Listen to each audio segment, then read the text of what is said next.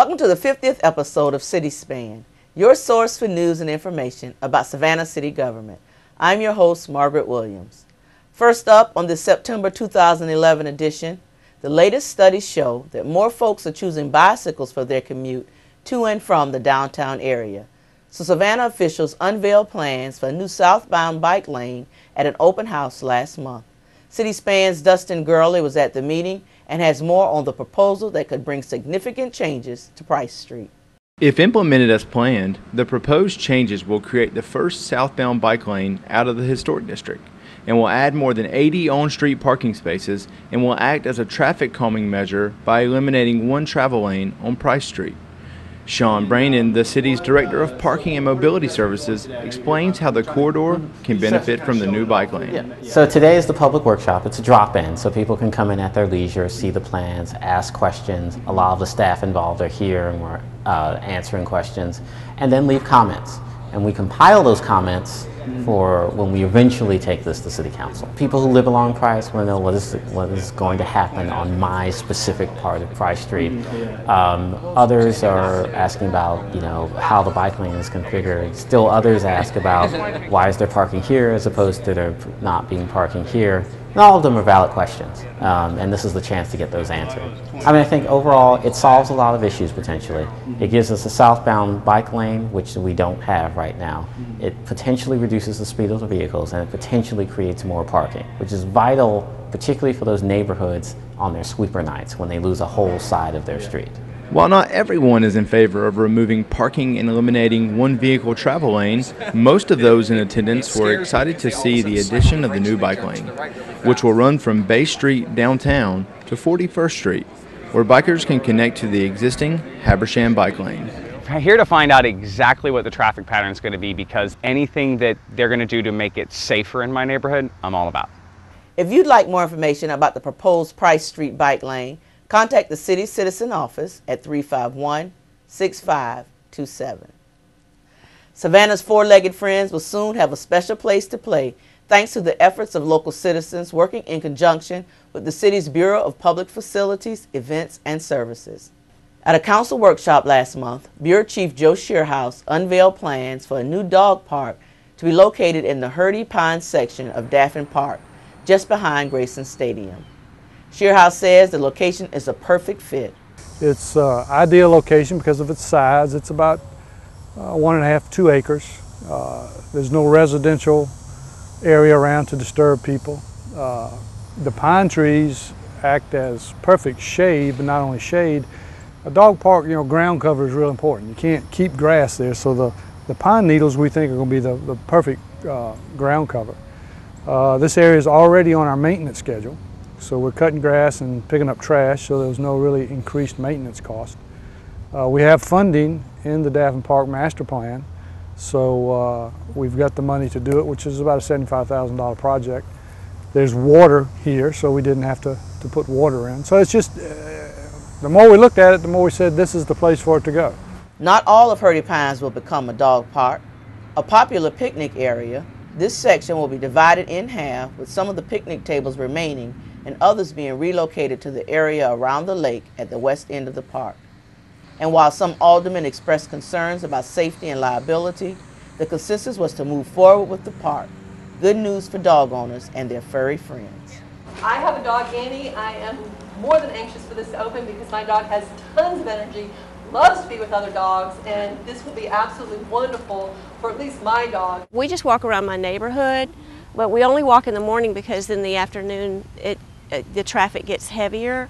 There aren't any sidewalks in my neighborhood, so we just have to walk in the morning. Okay. So having a dog park would be great, because then, like I said, we could just let him loose and let him socialize. With most of the work being done in-house, it's expected that the park can be built and open in the next 6 to 8 weeks. We'll keep you posted. A long vacant building on one of Savannah's most historic and important revitalization corridors will soon be the home to the city's Economic Development Department. The Savannah Pharmacy was owned and operated by the Fonville family for almost a century.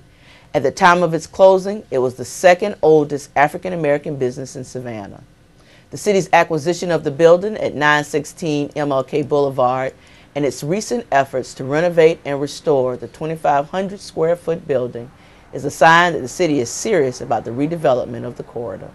The City of Savannah acquired this property in 2009 to do a couple of things. Number one, provide a home for the Department of Economic Development that is in the community central to a noted revitalization corridor, also the city's enterprise zone. This is a redevelopment corridor that the city has put at its priority, and this investment, the acquisition of this property, is a sign that the city is very serious about seeing this corridor come back to life.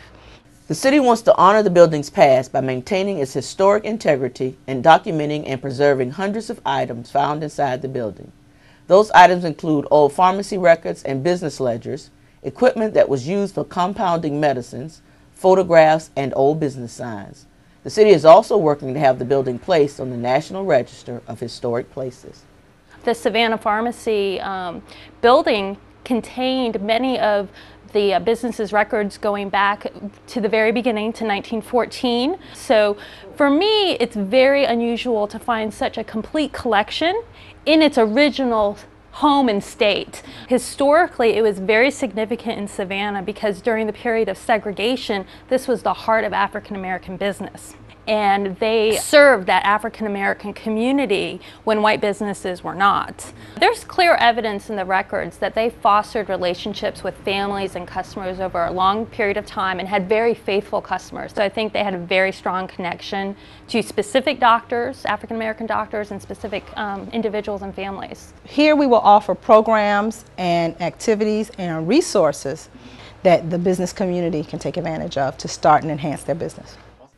Officials hope to have the restoration and renovation work completed and the building open for business by mid-2012.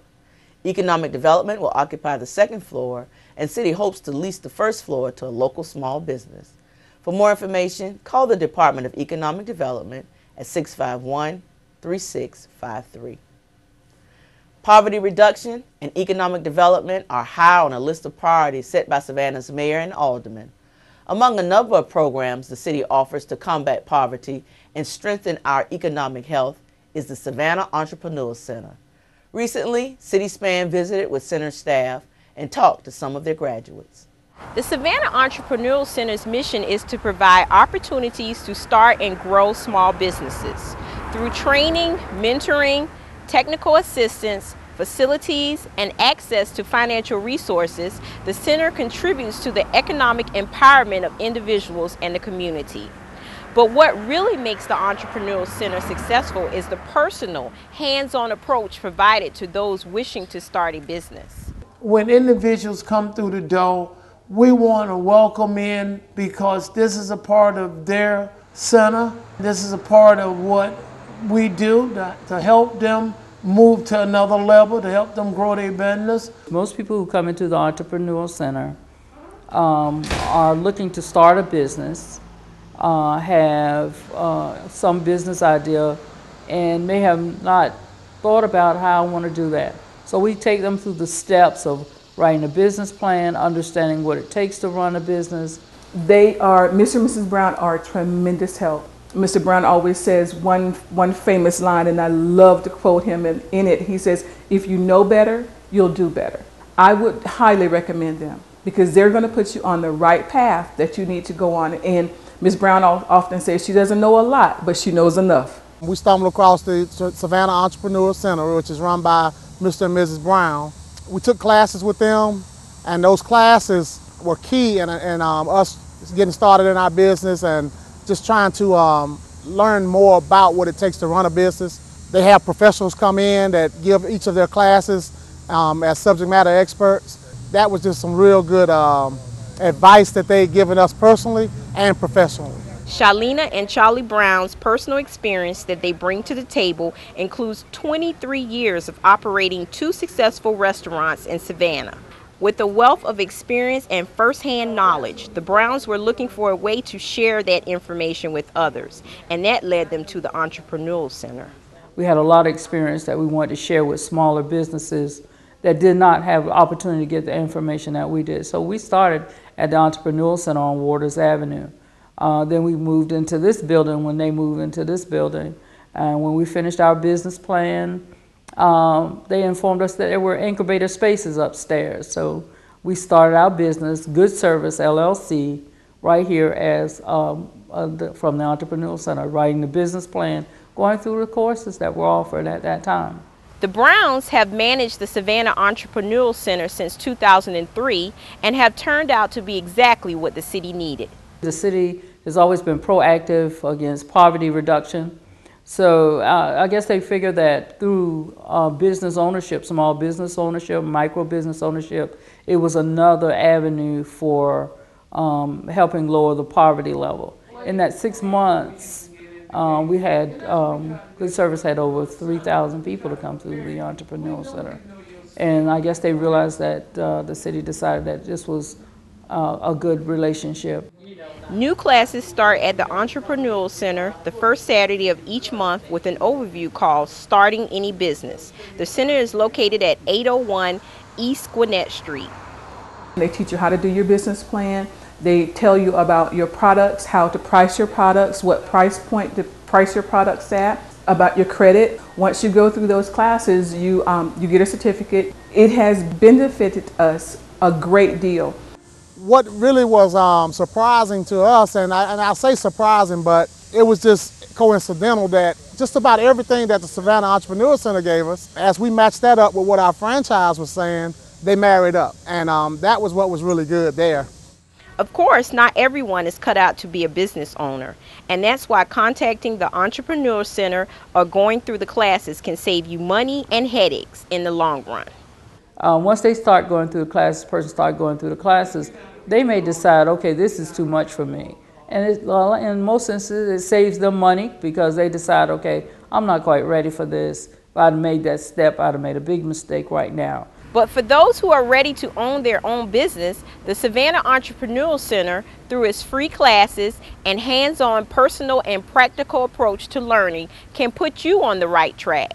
I would most definitely recommend the Savannah Entrepreneurial Center to anyone that is thinking about, have any inclination of wanting to go into business for themselves. Come to the Entrepreneurial Center and get the steps that's needed so that you can start out correctly in doing your business. We believe when people do fail, they fail for two reasons. Lack of information, lack of knowledge.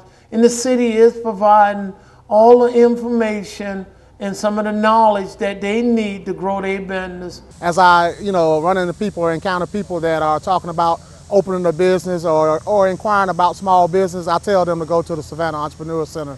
I don't think there's any other resource better here in this city. If you're interested in starting your own business or would just like more information about the Savannah Entrepreneurial Center, give them a call at 652-3582 or visit their website at www.my-sec.org.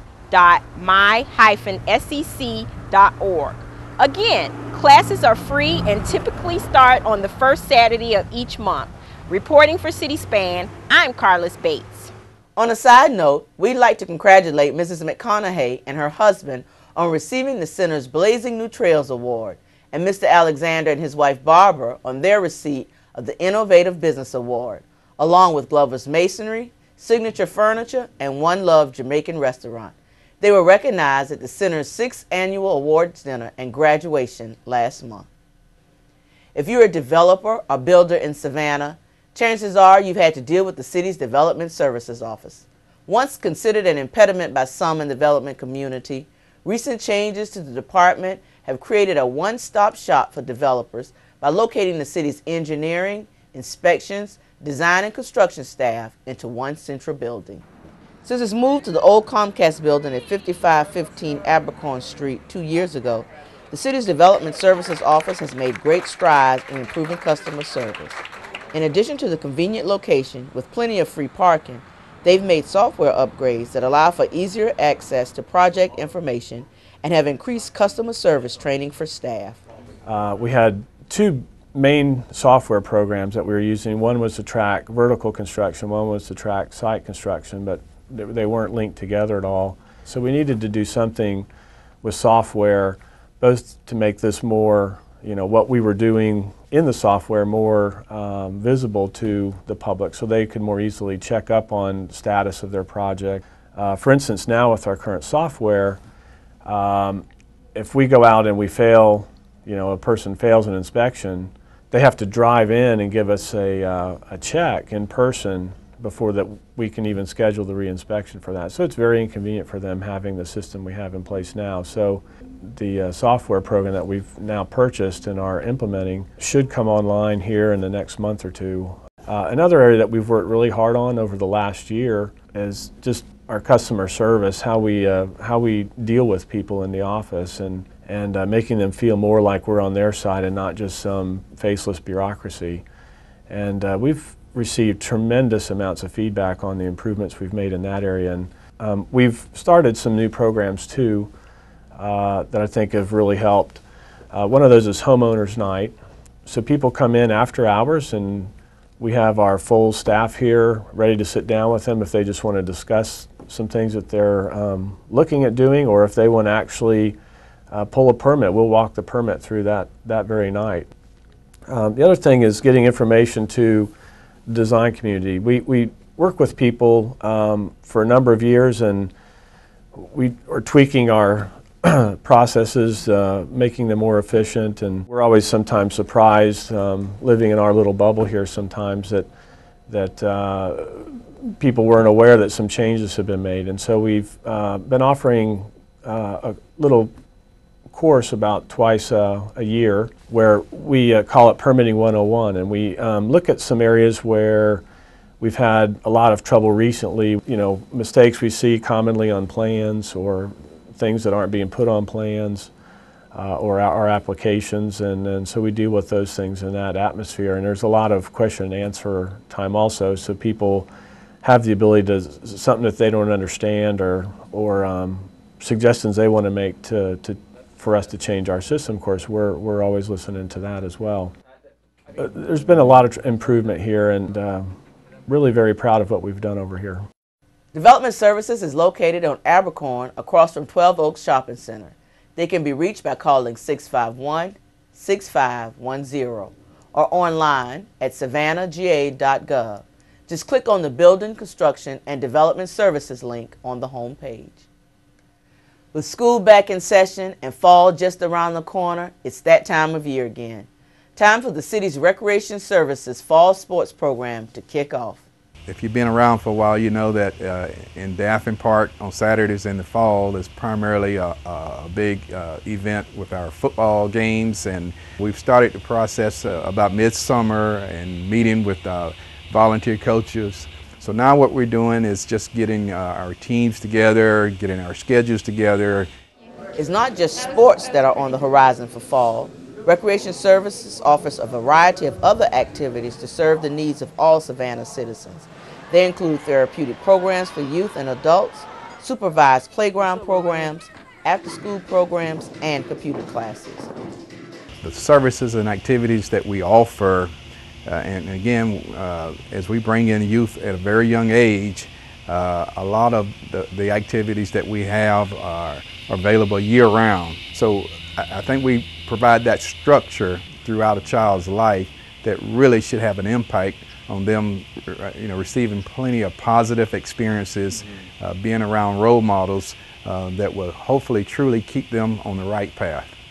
To find out how you and your family can participate or take advantage of the city's recreation services programs, just go to the city's website, www.savannahga.gov, and click on the Arts, Culture, and Recreation link. August was a special month for Savannah Fire and Emergency Services. Not only did the department welcome a new class of recruits into the service, but nearly 50 department members also received promotions in rank, including the department's first female battalion chief. Mark Keller brings us the highlights from two distinctive ceremonies. The month started with Savannah Fire Chief Charles G. Middleton presenting badges to 29 new firefighters during recruit class graduation ceremonies at the Savannah Civic Center.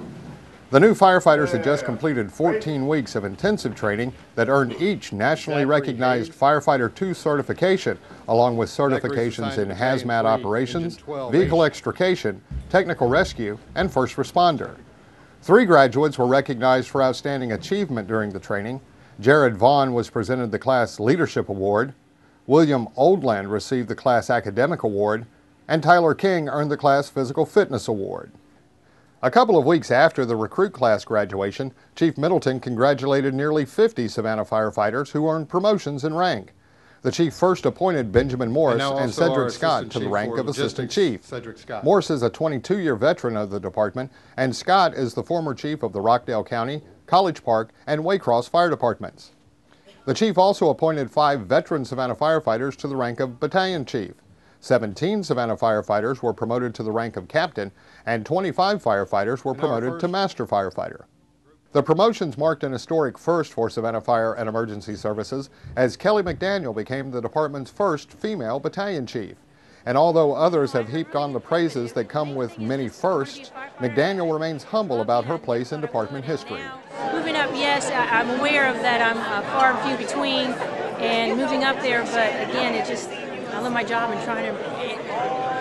with Savannah Fire, trying to do the best I can with the guys as a team. And I look forward to learning every day and enabling those guys to learn and be able to let them do what they need to do to build this fire department and see it progress and move down the road.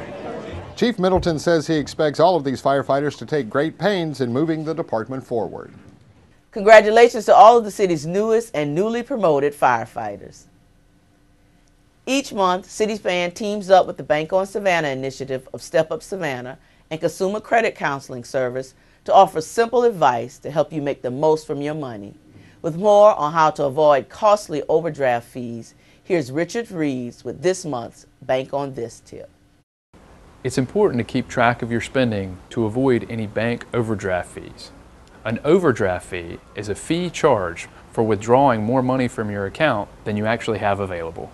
For example, if you only have $20 in your account and you try to buy something with your debit card that costs $30, one of two things could happen. If you do not choose to have overdraft protection or courtesy overdraft on your account, the transaction will be denied and you won't be able to make the purchase. And while this can be embarrassing, it will prevent you from spending more money than you have, and it will help you avoid extra fees. If you opted in to overdraft protection, the bank will allow you to make the $30 purchase, but will charge you a fee for this service.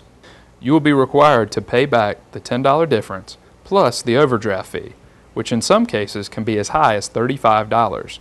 In this example, that $30 purchase could actually cost you $65. In addition, you could be charged an overdraft fee for every day that your account holds a negative balance. And if you make multiple transactions, you could be charged $35 per transaction. Keep in mind that if you overdraw your account by writing a check, you may be charged an additional fees. The merchant that the check was written to may charge a bounce check fee, as well as the bank may charge a fee for overdrawing your account.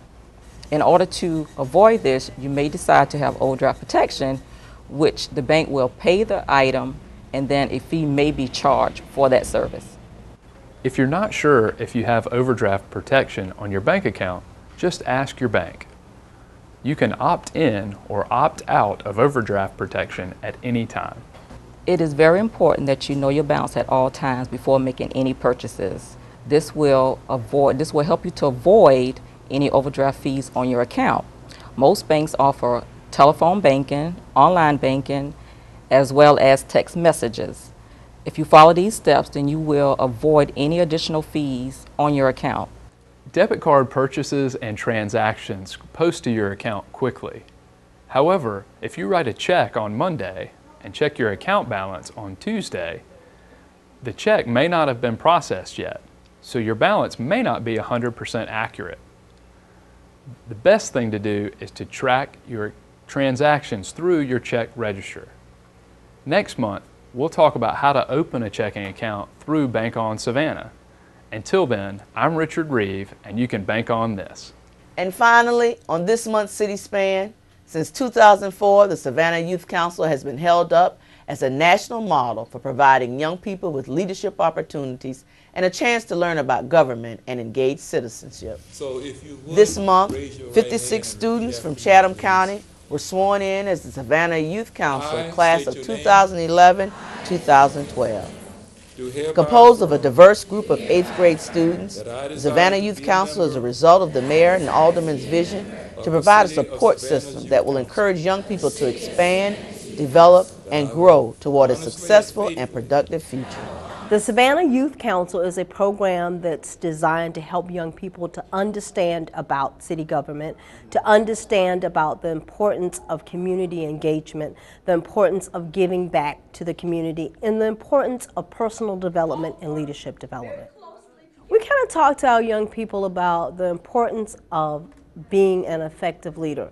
A lot of them don't consider themselves leaders, but they have what it takes to go out and make a difference in the community. They feel that they don't have a voice, and so Savannah Youth Council gives them a voice, and I think it's important for me to be a part of helping them find their voice, helping them reach their leadership skills, reach their leadership goals, tap into potential that they didn't even know that they had. The kids were given like a little challenge. They were broken into groups and they were told that they would have to use newspaper to build this tower. It's a team building activity to teach them the importance of working together. When the kids first arrived, they were a little quiet and a little shy, but once they got into these groups and they started working together, they started talking to each other, getting to know each other. And working together, resolving conflict, dealing with leadership, setting goals and objectives, understanding the importance of roles and responsibilities, and the importance of following through and being focused. But this is our future, and these young people will one day be leaders. So we expect great things from these young people. We sow a tremendous amount into their lives, and we expect to see fruit. We expect it for them to be effective and to do great things in the community. The Youth Council provides our local 8th graders with leadership opportunities and knowledge of local government.